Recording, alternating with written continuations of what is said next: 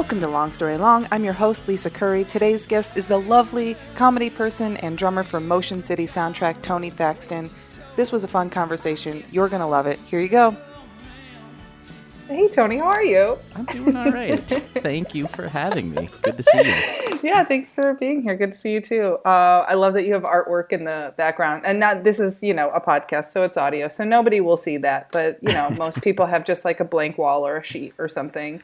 Yeah, I've been surprised at how, I didn't do this for a Zoom background, but I know some people have done they have a special spot for their Zoom, and then some people are just like nothing. I'm like, you didn't put any thought into where you sit for this at least? Nothing? Yeah, come on. My psychiatrist always has a different background, and sometimes it's the one where it's like the beach with the tree swing, and I'm like, can you not? Please. Yeah, that's a weird move for the psychiatrist. That's a weird move. I'm trying to tell you about, averting a mental breakdown. So if you could not look like you're on vacation, that would be better for me. Yeah, that's it. Wow. Yeah, it's a weird one. So where are you from? I am from originally, I've lived a few places, but I originally grew up in a very small town in Michigan. Called Edwardsburg. It's right on the near?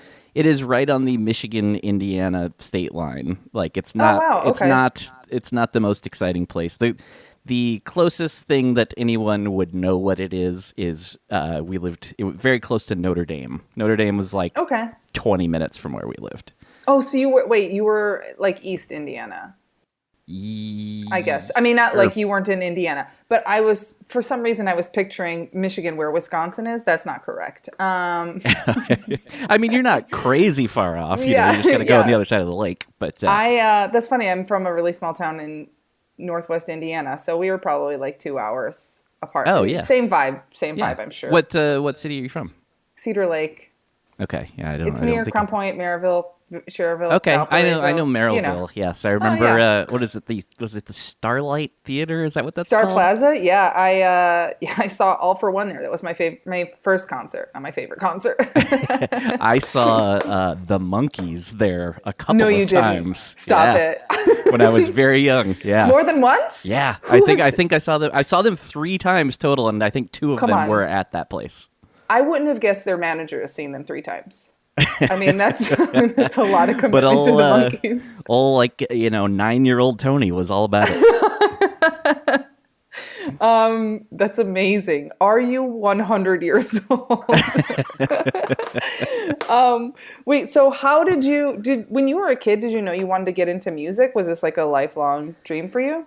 Yeah, kind of. I think when I was young, I don't know that I necessarily thought that far ahead with it. I just knew that I enjoyed it, and I liked playing drums because my dad plays drums, and so I just was kind of around it growing up. He was just in a cover band, but he was always playing out on the weekends and stuff. Touring VFWs and stuff? Yeah, I did touring. Yes, air quotes. Maybe they might, occasionally do something that was 40 minutes away every now and then. Maybe. Yeah, that's right. That is really cool, though. I'm always a little jealous of people whose parents are creative because, mine are the farthest opposite away from that. I wouldn't even say mine have even an appreciation for comedy or music or anything. They're just kind of that's something that exists. Wow. I've always blown away by that. There's not even music they're into. Yeah, my mom claims she's a big music fan, and in my life, I've never heard her deliberately listen to music. Not once. It's only been by accident that she's heard a song, to my memory. Yeah, that always blows me away. I understand, different people like different things, and I don't know. It's weird to because everybody at least listens to some music, obviously. Some, but Gregorian chants at least. Right. But it's weird I don't know. I can understand maybe not to the obsessive level of getting into something, but you think you'd still even if you're saying Celine Dion is my favorite, or you think you'd have some sort of favorite. Yeah, someone. Is your mother creative as well? No. and I don't even now it sounds like I'm just slamming them, but like I don't even know that I necessarily say because my dad was in a cover band, so like does that count as creative? I think that's really cool. I think that's a lot of fun. It might be harder to learn. I mean, for me, I'm like, it could be harder to learn other songs because like if you write your own song and you mess it up, nobody knows. Right. We don't know. Right. I think that's what jazz is. Just making it up. They don't know what they're doing. Yeah, I think I would agree with that in a lot of cases, but I do think drums are at least easier to like kind of bullshit your way through. Sure. Yeah. Like if you like kind of know how the song goes, like you can usually at least kind of get through it. Yeah. Yeah. If you miss a note, it feels or note. That's not a note. If you miss a beat, it feels like the bass will fill in or whatever. Wait. So when did you start playing? Were you a kid? Yeah. Like I literally can't remember not playing. Oh wow. So an infant. Yeah. Like literally like being very young and having like a little kid, basically a toy drum set that then, as I got a little older, then I would get a slightly bigger kit that was more real. So yeah, I was always at least playing, and it started out just sort of, being young and just hitting them and not knowing what I was doing. And then I was never, or at least in my younger days, I was never like, my dad didn't teach me how to play and I didn't take lessons until much later in life. That's really surprising. That was going to be my next question. Your dad was just like, he'll figure it out. Whatever. I don't know. I've never really asked him about that, but yeah, I have no memory of him ever like sitting me down and showing me things. I think I just sort of like picked up on it from maybe he was watching. Like already jealous of you. Like you had your toy set and he's like, damn it, I'll never be that good.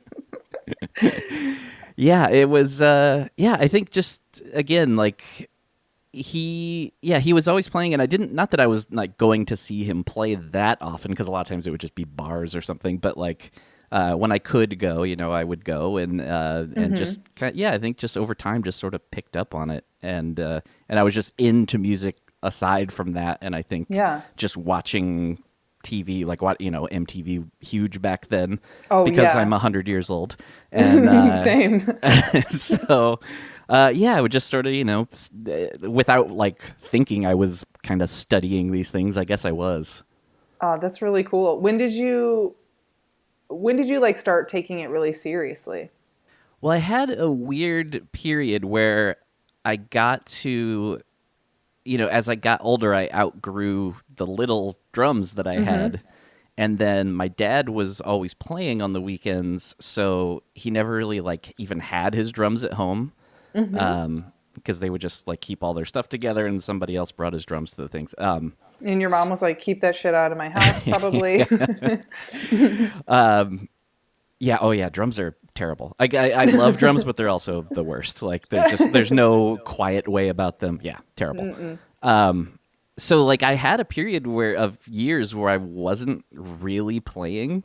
And then when the summer after 8th grade, my family moved to Richmond, Virginia.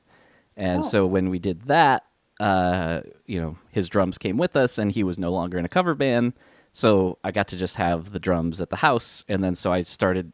Had just moved there, didn't have any friends or anything, so I was just playing drums a lot. So I started like getting way more into it then, and then crazily, literally the first friend that I made at my new school, freshman year of high school, is.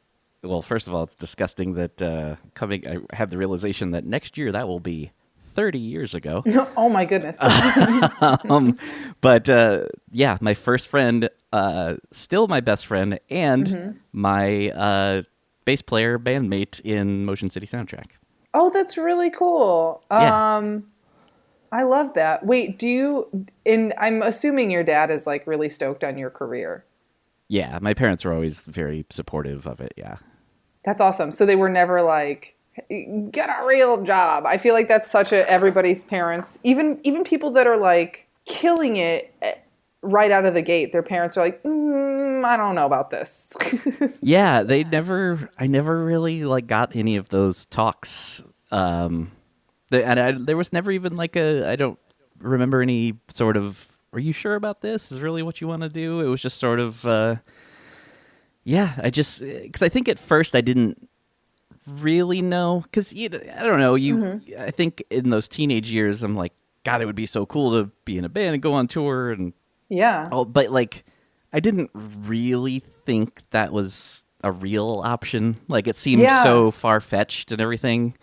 But then I started playing in bands and just, I don't know, got very into it, and then started just playing out more and more, and started, going out of town a little bit. And it just sort of like, I don't know, it just stuck, and I was like, this is kind of what I do. And I briefly went to college just for like a year as a music What did you major. study? Music. Oh, okay. But I very quickly, I was having to study, I was technically a classical percussion major, is what I was going to do. And I very quickly was like, this is not me. Like, It's too much.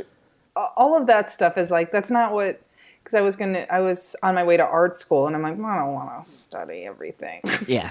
I don't want to know about every painting that's in a museum. I want to do my own thing. Yeah. Yeah, because I was just like, I'm a rock drummer. Like, I'm not trying to fool myself into thinking I'm this, like, percussionist playing marimba with 4 mallets and all this crazy stuff like that. Like, it just wasn't me. And I just didn't have a ton of experience with that stuff either, so I was just not that comfortable with that world, and it was not enjoyable to me at all.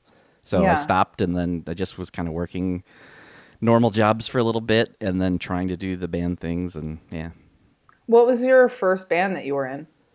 That started in high school, and lasted well beyond high school, actually. So for most of the time, we were called Submerge, which is not a good Love name. It. Everybody thought we were like a crazy, like, hardcore band or something, but we weren't. The name didn't fit very well. It does, like, Submerge is right in the same kind of sphere of, like, drown. Oh boy. Yeah, definitely not in that world. And it would, like, predate a lot of that stuff too. But yeah, there was a few different names. Our first show we ever played was my junior year of high school, and the first show we played was under the name Ludicrous Speed, which is a Spaceballs reference for anybody that doesn't know that. And yeah, so we just kept doing that and started playing more and more, and then we kept playing until 2000 is when we ended up breaking up, and we even. I guess it was 2001, technically, when we broke up. Because in 2000, we started then doing a lot more, and we were going out on our own, doing small tours, like go out for like 2 or 3 weeks, and just, Oh, that's really cool. And was it mostly like East Coast gigs then? East Coast, and we did some Midwest as well. I think we went out like 3 or 4 different times. And, those like super early play anywhere you can, definitely remember playing somebody's kitchen, before like those types of things. Yeah. Those are the most painful gigs too. Yeah. When you're out there and you're like, yay, I'm doing it. And then you wind up in somebody's fucking living room and you're like, what is happening? Yep. But yet there's still. Why am I here? I know, it's like miserable, but also fun. Like, it's somehow still like really exciting at the same time when you're like 20 years old or whatever at the time. Yeah. So to do that when you're now approaching 40, it's not as fun. Yeah, when I'm approaching 40. Yeah. I'm saying, like, that's like the cutoff, when you're in your 30s. And I feel like we all have these like fake milestones that really don't apply to the arts, where we're like, by the time I'm 30, I'm not doing these kind of gigs anymore. By the time I'm 40, I'm not doing these kind of gigs anymore. And it's all of it is nonsense. It's all just in our heads. Yeah. What was that initial touring like? Was that really thrilling, or did you find that difficult? I mean, that's got to be hard with a whole ass drum kit you're dragging around. Yeah. I mean, yeah. All equipment is terrible to lug around, and drums are definitely the worst of it all. But yeah, like I said, it was still exciting though. I do remember on that first tour we did, we literally, one of the guys in the band, I don't remember if it was his parents or if it was actually his, but he had a minivan, and we literally just did it in a minivan and had one of those car top carriers. I love it. And so I think we just would put like our luggage up there, and then all the gear would go in the back of the van. And it was fun, but a lot of terrible shows with a couple okay ones mixed in. And I definitely remember the AC breaking while we were in Florida in July.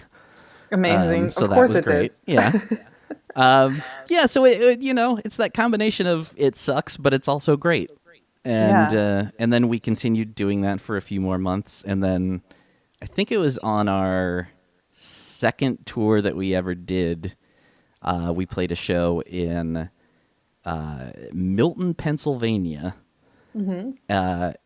and we met the then early lineup of Motion City Soundtrack, and it was their first tour ever. And that's really cool. Were they Motion City Soundtrack at the time? Yes, but it was just the two guitar players that are still there. It was just them with a different bass player and a different drummer. They were just four-piece at the time. And so we kind of kept in touch after that. And like when they would come on tour again onto the East Coast, we'd help them out with shows. We went to the Midwest. They helped us out with some shows.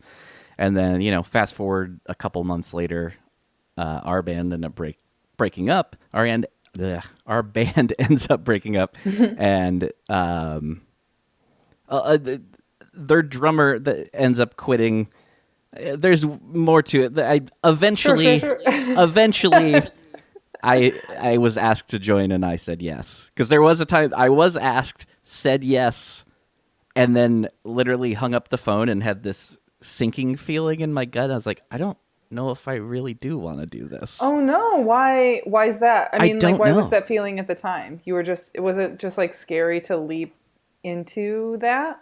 I really don't know. I have you ever had those feelings where you just get this gut feeling and you're like, I don't know why, but this just feels like I shouldn't do this right now. Everything I do every day, and I just proceed.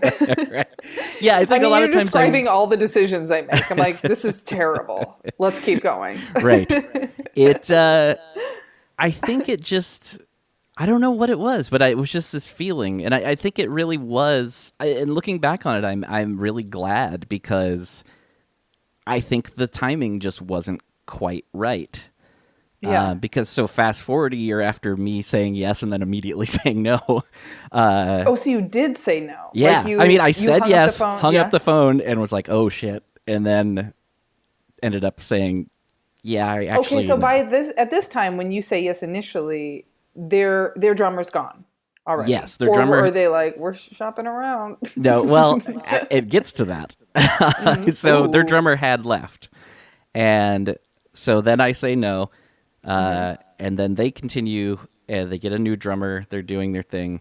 And fast forward, like almost exactly a year later, pretty much the same thing happens. This was back in the Yale instant messenger days. And I remember up late at night. Excellent. Talking to Josh, the guitar player. And I just sort of... I was in a different place by then. I had been working this shitty warehouse job, and just kind of felt like I was doing nothing. Which is what you said. Why you said no? Because you were like, I got to keep my schedule open for the warehouse job. Exactly. I got to move those pallets. So I was just like, I just sort of half jokingly was like, well, if you ever end up needing a drummer again, I would do it this time. And he was like, wait, really? And so I ended up joining, and right at the same time I joined, they had befriended this guy, Jesse, who's our keyboard player now. He joined at the same time I did, because Justin, our singer / guitarist, used to also play the keyboard a little bit. He used to kind of pull triple duty, I guess. So we were like, all right, we'll just give the keyboards to one person. And then, I joined, and like literally weeks after I joined, we recorded our first record, and then... Oh, wow. That's really fast. Was that did that feel like a lot of pressure to hurry up and learn the songs, or? A little bit, but I didn't feel pressured, though. It was just sort of like, yeah, this is what I do. And again, I think it's much easier to drums, I feel like, are easier to jump in and just do it. And I feel like I can usually learn stuff kind of quickly on drums. And plus we wrote a couple new things right away. And this ended up being the record that got released as our first record. But in this phase, we just did it. Like, it was fun. You know, the band paid for it all, like, to be recorded. It wasn't a label giving us money or anything. Right. So yeah, we did that and continued touring a little bit, and then quickly our bass player was just not really working out, is the quickest, easiest way to put it. And then I mentioned this to Matt, my best friend, and was in the old band with me. And he was kind of in a weird spot at that moment too, and he was like, also moving pallets. Yeah, I think what was he doing? About the equivalent of that, basically. Yeah. And so he was very similar thing where he was like, well, I would do it if you need a bass player. I was like, wait, really? Because I didn't think I thought he was kind of like ready to move in a different direction.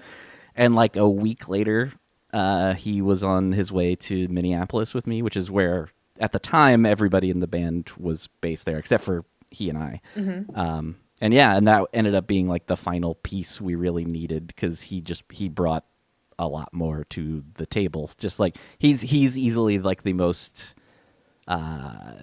talented overall in the band, of like that act like knows what he's doing. Like, I feel he like also a lot went to college for music, technically. Yes, he did. Yeah. Oh, that's great.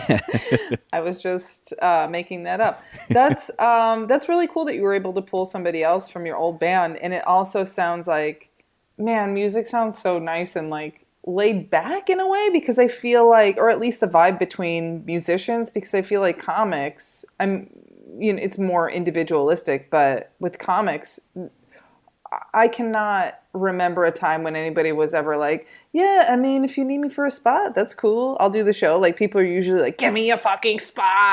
Right. I need to do a show. Well, I think there's like coming undone. I think there's probably plenty of that also. You know, it just ends up being like the crowd you fall in with sometimes, I think. And I was just lucky that those tended to be the types of people I think that I hung out with and knew. But it's nice, but also you do the thing of, it's the five of you then on tour. Like in the early days, just the five of us, no one else with us, and crammed in a van. And while you like each other, when you're together all day, every day, it's a lot. Yeah. You start to drive each other crazy here and there, and yeah. I mean, I bet I've been on the road with a couple other comics before, and I love them dearly, and you could not pay me enough to go on the road with them again, or anyone in that way. It's too much. And then to like play a show is exhausting, and the traveling is exhausting. And like, I cannot imagine also like loading and unloading gear. Oh yeah. Yeah. And some nights you're barely sleeping after the show because, or there were nights where the sleeping just happens in the van, kind of in shifts while somebody drives, because the drive is too long to go somewhere and sleep. Yeah. And you're just like brutal on yourselves, but you're like, this is what we chose to do, so here we go. Yeah. Isn't it funny too how, and I'm sure this happens with you guys because it certainly has happened to me, and I'm not well known. Isn't it funny how people like just assume that you're flying around in a jet all the time, or like you're taking all these crazy flights everywhere? I'm like, no, I'm in a car. Yeah. I'm driving. It's cost efficient. I know. It's not luxurious. I know, and it blows people's mind. Either way, I feel like it blows people's minds though too, because then even when you tell them that, they're like, "Wait, really? That's just like what you do?" Like, yeah, this is because I think it too. You start doing it so much, and like it becomes normal to you. So then when you can say it to somebody without thinking twice about it, and then their reaction a lot of times is like, "Wait, how do you do that? What?" Yeah, you're like, we're not the Rolling Stones, so we don't have private jet money, but thank you.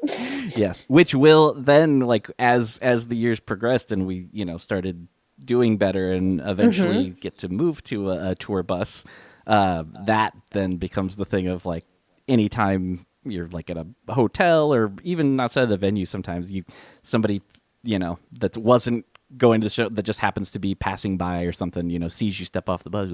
Whose bus is this? And like they're always, and you could say anything and they're gonna believe you. And it's literally anything. Yeah. This is the best thing when this is completely unrelated. But I worked in Beverly Hills for a long time, and the tour buses would come through, with all the tourists. And I mean, multiple times I would see these drivers or hosts, or not the driver, it's not the driver doing it, there's somebody else, but they'll like just point to a random Jewish guy on the street and they're like, it's Adam Sandler. And everybody loses their minds. And I'm like, with your eyes closed, that doesn't look like Adam Sandler. What? Yeah. I don't know what that is. Like there's just this like fame obsession that some people just like, that's all that matters is like they think, oh, this is a famous, because like our version of that would be, I can remember being on tour with or it wouldn't even necessarily have to be with another band. Like I can remember being at the airport, like flying to wherever, and somebody maybe on the flight recognized our singer. Like it did, didn't happen a ton, but it would happen from time to time. And then so like they ask for an autograph or picture or whatever, and then other people see that happen, and then they're like, "Wait, who are you guys?" And then you tell them, and then they want a picture or you to sign something. Or sometimes they'll just do like I don't think we ever did this, but I definitely know guys at other bands that I witnessed that happen to. Like somebody come up to them because they were near someone else that this person recognized, and then they ask them for their autograph, and the person just goes, "Who am I? Why do you want me to sign this? Who am I?" And they don't know, and they're just like, "I don't know." And they're like, "Well, why do you want me to sign it then?" The best is when people get it wrong or mix it up. Man, one time, not to go off on another tangent, but to go off on another tangent, just the phenomenon of people getting so excited about celebrity is years ago, I was waiting tables, and this guy was waiting. I was like, "You look so familiar." And I'm like, I get that a lot. I think because I have this like just kind of, Polish face. I look like a lot of people. And he was like, you really look familiar. I was like, nah, I shouldn't look there's no reason I would look familiar. And he keeps going on. So finally, like I make up this big lie to entertain myself. And I was like, oh, actually, you know what? You got me. I used to have a TV show, and it got canceled, and and I don't like talking about it because I'm waiting tables now. It sucks. And he's like, I knew it. He's like, I loved your show. And I'm like, this is the craziest. I'm like, I am lying to this guy. But it's like, what are you? It's also funny because like biologically, I'm not to like sound too cuckoo, but I don't understand what it is, what's going on in people's brains that hits something. Because I'm like, TV is not like a natural thing. Right. It doesn't naturally occur in the wild. So it doesn't make sense that our brains are like attached to it in that way. I don't get what that is. I know. And I always, even in that moment, after you're telling the guy he doesn't, he thinks you're somebody else or something, but then you flip and say, yes, I had a show. And then he tells you love the show. Does he genuinely believe that, or is he trying to then cover for himself and make himself feel better? I don't know. Make you feel better? Yeah. It's fascinating. I have no idea. It's fascinating. It's a little scary. Yeah. Because it's also like, there's so many people say like, oh, celebrities shouldn't complain about being mobbed or whatever. And it's like, no, it's actually terrifying. Like, if you read about like Beatlemania, and which I think is the funniest phenomenon that's ever occurred. I love Beatlemania, but like Brian Epstein would be like, no, it was terrifying. I'm sure, yeah. Like teenage girls would hide in closets and then pop out. It's like, what the fuck is that? And pay money to go see them and then just scream through. Like, there's all those stories of you couldn't hear them. because all the girls were just screaming the whole time. It's like screaming bloody murder.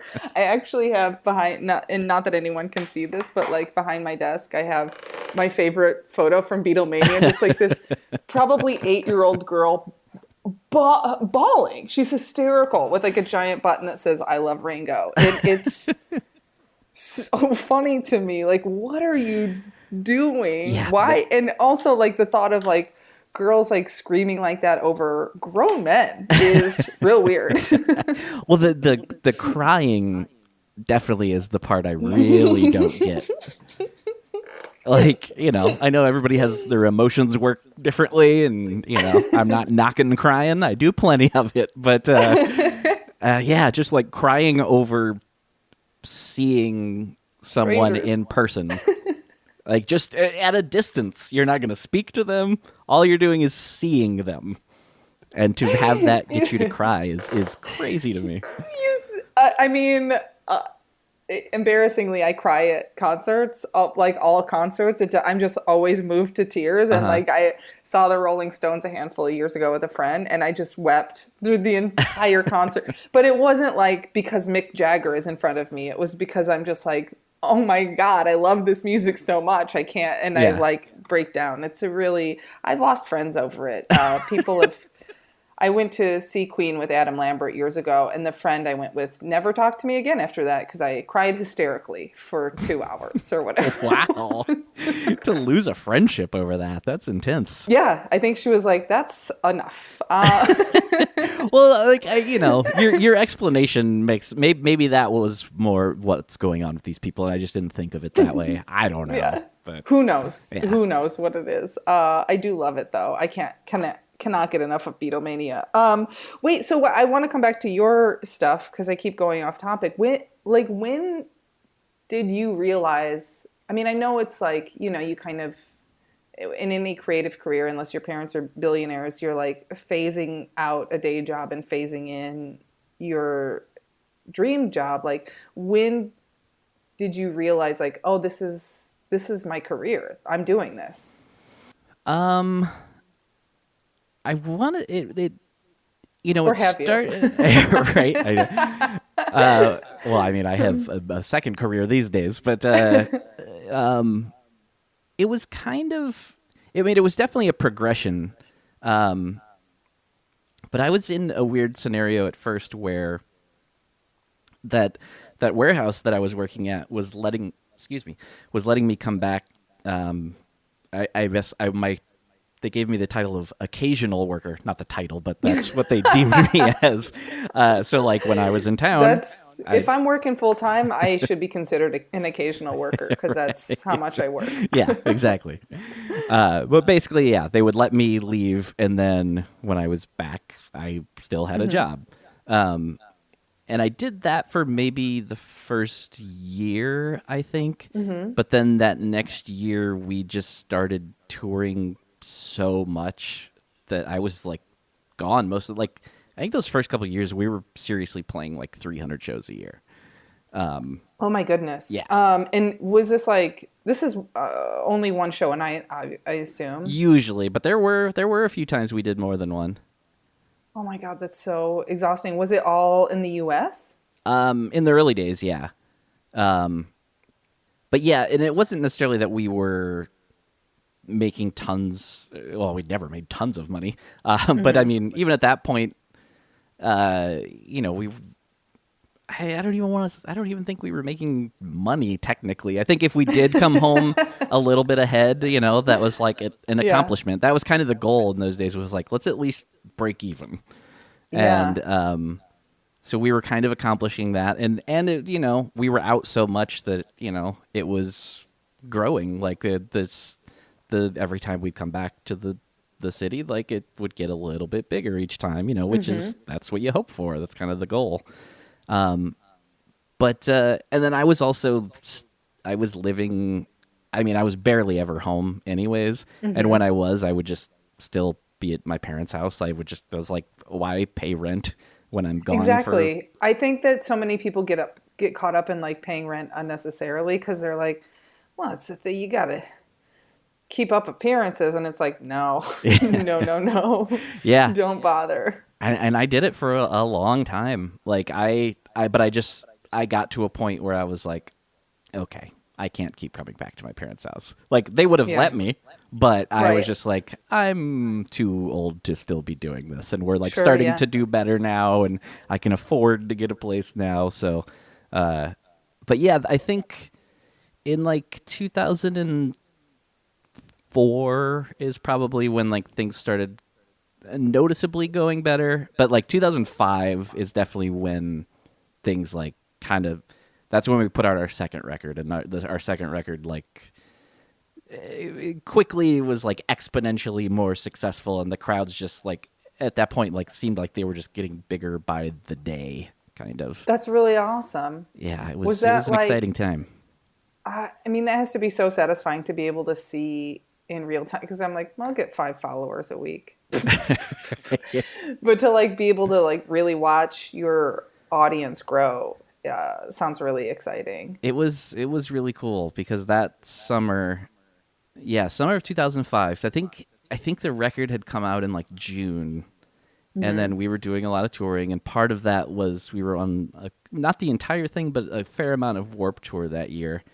And it really was like every day the crowds were getting a little bit bigger. And, this was, Jesus Christ, 16 years ago now, wow. Which, again, 100 years old. But that was, a different time. Yeah, even MTV at that point, is not really doing videos anymore, but they would have like some shows still like in the middle of the night, and like Fuse was a big thing back then. Oh, and yeah. they were actually showing our videos, so that was like really helpful. So yeah, there were some little things that I feel like don't really exist anymore that were happening back then that were really helping us along.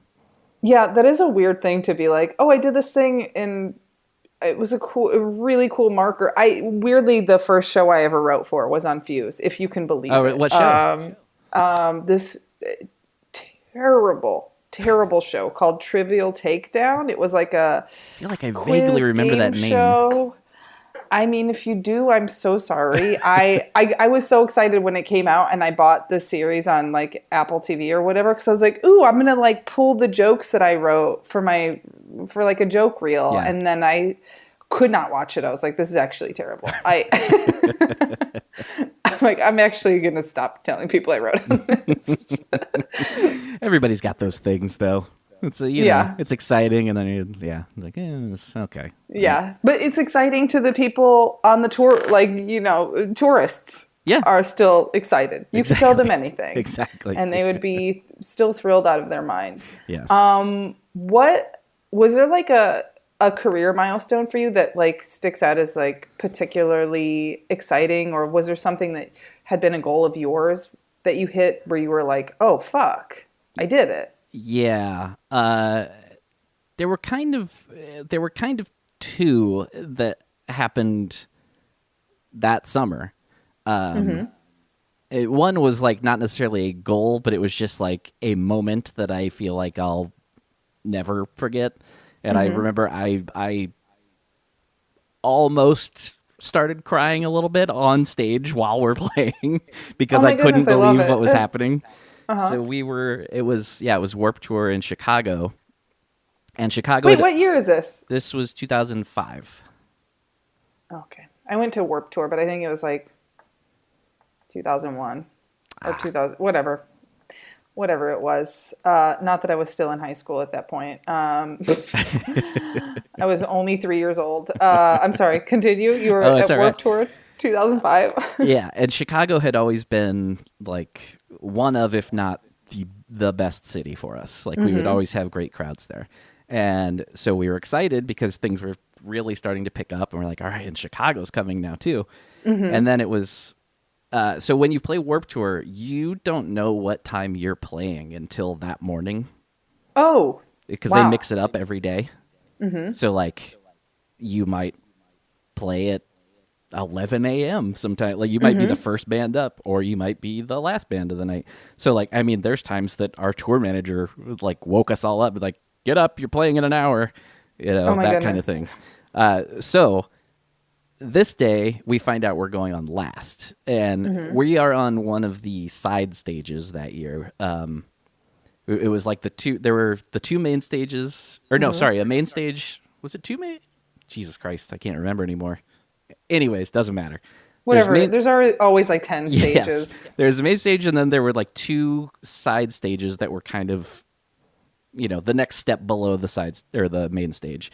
And in certain cities, like Chicago being one of them, they would put those two side stages in the amphitheater.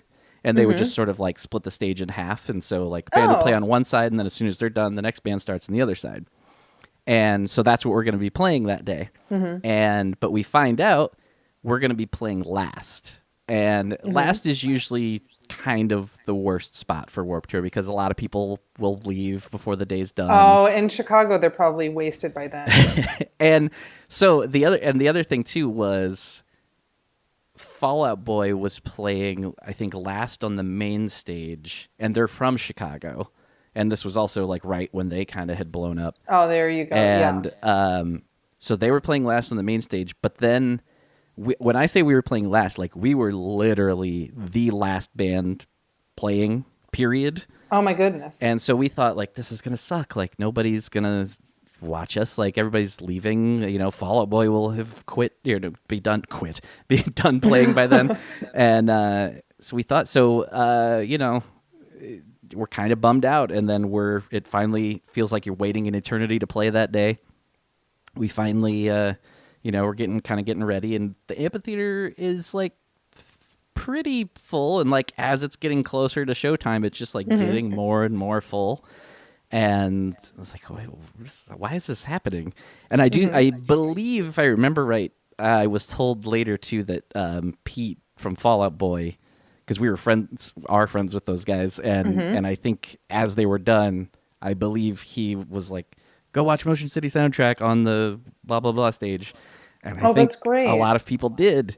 And so by the time we started, like, the amphitheater was, like, pretty much full, and, like, which is already cool. It's like, that's a shitload of people. What venue in Chicago was this at? Oh, man.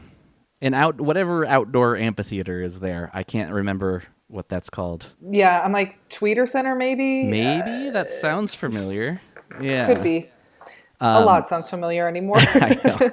So we start playing, and we just think, like, oh, this is cool. And, maybe we'll win a lot of these people over or something. But then we start playing, and everybody is, like, losing their minds and singing along. And, like... Oh, I love that. It was, like... I mean, we'd had people singing along at the shows, like, at that point. But this was, like, a massive crowd. And it was just, like, we hadn't experienced anything like that before. And so that was definitely, like, a moment that, again, it just sort of happened. It wasn't like one day we'll get to do this. That sort of just happened, and that's one of those things that will always stand out to me. That's so cool. And you were just weeping throughout.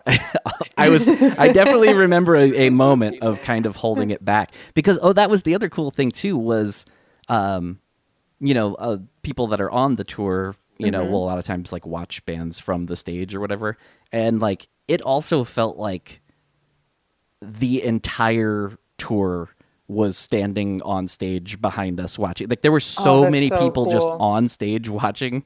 I don't know. It was like something in the air that night. It was insane. Is that nerve-wracking to have other musicians watching you? It can. I think for some people it is. I wouldn't say nerve-wracking. I think sometimes if maybe I notice it, and it's somebody like I look, respect or something like that, then that's the thing for me too. It's like anybody, I could perform in front of 90,000 people. I don't care. But like if somebody I really respect is there, I'm like, I'll puke. Yeah. I can still stay, like I don't start freaking out necessarily, but I will find myself like constantly looking over to see if they're still there, like that sort of thing, or just my mind keeps going and like thinking too much about that they're standing there watching, and so yeah, a little bit of that, but usually it's fine. But But it usually just feels good. It's like, oh, it's like, your peers supporting you kind of thing. Yeah. Did you guys ever have like a psychotic fan moment, like a Beatlemania situation? No, nothing like that. There's some occasional people that can be a little pushy or something, but nothing. Yeah. For the most part, everybody's pretty cool. That's good. Yeah. But the other thing I was going to say, and I'll keep this shorter. Oh yeah. But you go for as long as you want. but this was a moment that did make me cry, and it's like one of the only times in my life that I can remember actually crying from happiness. Is when I found out that, because it was the same summer, like a month or two later, we found out we were going to play Conan. Oh, that's awesome. Yeah, and this was 2000, so this was still NBC late night days, which is my favorite era of that show, and had been watching it and a huge fan for a long time. And so that was like a thing I always wanted to do, and didn't as things were going better, like maybe that could happen. And then so when we found out that was happening, that was very exciting. That's so cool. It feels like such a delicate balance to have goals and get excited about pursuing those goals, and then also, doing work to mitigate disappointment because it's like, it might not work out, but you kind of you have to like fully believe it's going to work out for it to happen. But then you also have to be like, okay, well, don't have a fucking breakdown if it doesn't happen. I know. Yeah, that's kind of what I caught on to that kind of quickly, I think, in those early days, because so many of those shows in the early days are just so small and not great. So, and I often will like say this to like younger bands if they ask me about touring. It was like, expect those first tours to suck. Because they're probably going to. And like, so just like in my mind, I would just set the bar really low and just like little to no expectations of the show. And then that way, if only 5 people were there, it's like, yeah, all right. That's so reasonable. I feel like every show I go to, I'm like, this is the one. This is going to change it all. Like, I have a spot tonight and I'm like, here we go. This is going to just change the whole trajectory of my career. And it's like a psychotic way to live. But, so at the same time, I support the positivity. And I think that's not a bad thing.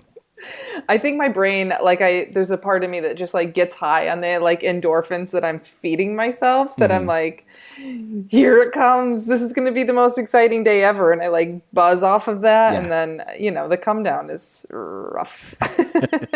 Well, even sometimes when it is great, like if you build it up so much, like sometimes it's hard to live up to that. Yeah. Oh, absolutely. Yeah. I was wondering too, how did you get connected to comedy and to Allison Rosen? So I moved to LA in 2007, and then with the band? No, just me. We're all spread out now. And I'd always been a kind of a comedy nerd my whole life, and not right away when I moved here, but I think a couple years after I moved here, I started going to a lot of shows at UCB, and then eventually like Meltdown and all of that, and just started going to tons of shows. And I can't even really think of what kicked the door into like sort of giving me that opening to kind of befriend. Actually, no, I do know what it was. Weirdly, so I was going to lots of shows, and I was leaving town. I was at the Burbank airport, having to fly to Vegas. Where dreams come true. Exactly.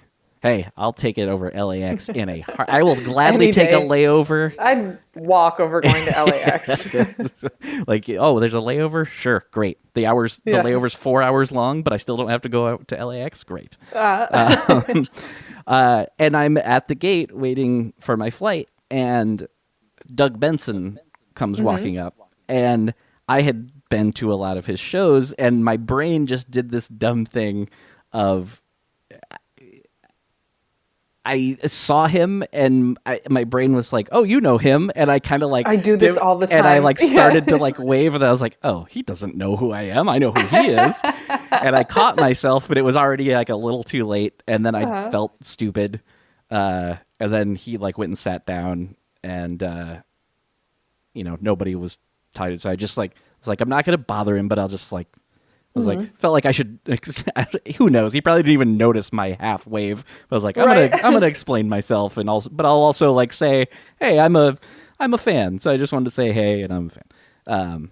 And so he did that, and then I ended up inviting him to our show, and then he actually came and hung out, and then that's really great. He then just like was like super cool and like kept in touch with me, and then had invited me to do Doug Loves Movies a few times, and kind of through that then just started knowing a few more people, and like just through various podcasts like started meeting people. And then when Meltdown had become such a thing, when Jonah and Kumail were doing that show, I was seriously there pretty much every Wednesday when they would do that show, and just ended up just from being there so much kind of befriending a lot of those people. Yeah. And then well, and I'm sure it was like they were probably excited to make friends with a musician instead of like, because it was, so many comics. They're probably like, oh, here comes another comic, where you're like, you're just like by default so much cooler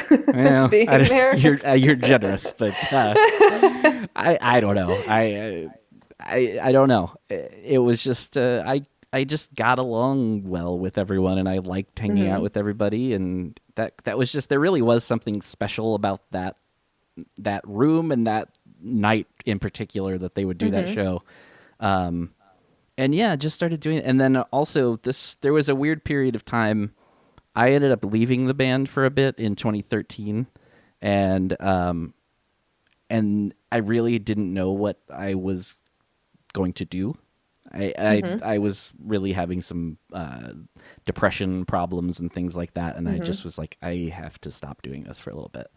I had no idea what I was going to do next, and I just, again, I was going there so much, and started. I also was starting to kind of teach myself to how to record things at home, but initially with the intention of like music stuff, and I started just. Because I was listening to so many podcasts and had so many comedian friends, I started doing this very dumb Christmas-themed podcast, and just would just have musician and comedian friends come on, and then I think from doing that, I think then some of these comedians then were like, oh, okay, this guy knows how to do this stuff, and then so in time.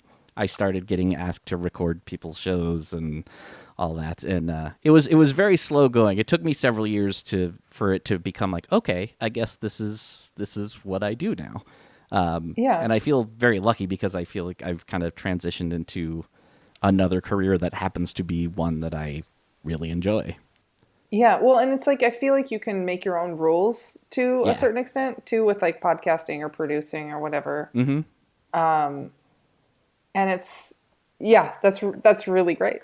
Yeah, I cool. feel very lucky because I know it's hard enough to get one career that you enjoy, and I've been lucky enough to get another one. And then the band ended up breaking up a few years after I left, but I came back for the last tours, and then we stopped for like 3.5 years or something, and then crazily enough, of all years to come back. We came back in 2020, but we actually did it at the beginning of the year. So we toured in 2020, which is insane. Yeah, that is really crazy. Wait, all through COVID? No. Like literally, I got home like February 20th or something like that. Had been gone like pretty much all year at that point, and then like 3 weeks later, everything shut down. Wow. Yeah. Wow. I mean, it's so lucky to have just jammed that in. I know. Right before. Yeah, it was crazy timing. Because I remember initially like being like, man, we're going to go out in January? That seems like such a terrible time to tour. It's like, so it's like, little did you know. Yeah. I'm so glad that's when it was. Because that would have been such, there was so much build up to it. It had been, in the works for a long time, and it got announced like 6 months ahead of time or something, and just like people were excited, we were excited, and if that would have been 3 months later. Yeah. It's like that's a nice little button on things too, to be like, we did another tour. Yeah. And now the world has shut down. The world quit this time instead of one of the band members. Right. Everything quit. And that's great that you also can you have the skills to go back and forth between two careers. Who has that? It's again, I'm very lucky in that regard because I enjoy both of them, and like the touring thing, we have fingers crossed we're supposed to go out in January once again. And it's exciting again now because we're not doing it full time. We're not going out 300 shows. It's not such high pressure. And everybody's old now, and 3 of the guys have kids, and so nobody's trying to be out doing this all of the time. So 300 shows a year is exhausting if you have no one depending on you. I can't imagine if you were to try to do that with kids. Yeah, no, I don't know how people do it. So it's just it's turned into it's just this occasional thing we're gonna do from time to time, and we'll see. Yeah, nice. That sounds really satisfying. One last question for you. If your kid self, 11-year-old Tony, could meet you, what do you think he would think? Oh man, I think I would definitely be pretty stoked on the things that I've gotten to do, and I don't know. It's I'm gonna get real. I think it'd be a combination of that's really cool that I've gotten to do so many of these things. Why aren't you happier? I feel like that's a really common sentiment with people. Maybe we should all be playing in the dirt more or coloring more or something, whatever lights up our kid brains. Yeah, you might be onto something. Invest in some Legos, maybe. That's a bad door to open. I had that thought. Yeah. I actually had that thought a few years ago. I was like, they are kind of fun. They're like little puzzles, and they are enjoyable to do as an adult still. But they are expensive and could get addicting, I think. When I play with my little cousins, you would have to describe it as unwell, because I take it really seriously and I get controlling, and I'm like, well, we got to do it this way. And they're like, relax, it's Legos. And I'm like, no, it's so important. Just totally ridiculous. Anyway, thank you so much for coming on. It was great to talk to you. And thanks so much for having me. Hear about stuff. Of course. It's my pleasure.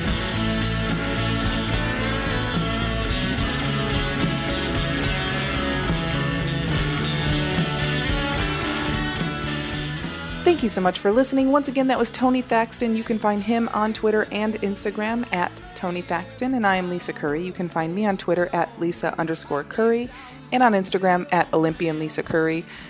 This weekend, I will be in Dubai doing shows. You can find announcements for those dates on my Instagram account. If you are heading there, if you happen to be there, that's crazy to me. I'm really excited. I've never been to Dubai. I am told to go on a desert safari, and I'm going to try to do that, even though it's going to be 106 degrees. Anyway, I'm really stoked for that. And if someone out there listening can make it to one of the shows, if you're out there, that would be incredible. And please say hi afterwards. If not, that's fine. I understand. It's kind of a long haul to go to a show. As usual, if you are enjoying the podcast, please subscribe, leave a nice little comment, and that would really make my day. All right. Thanks. We'll see you next week. Bye.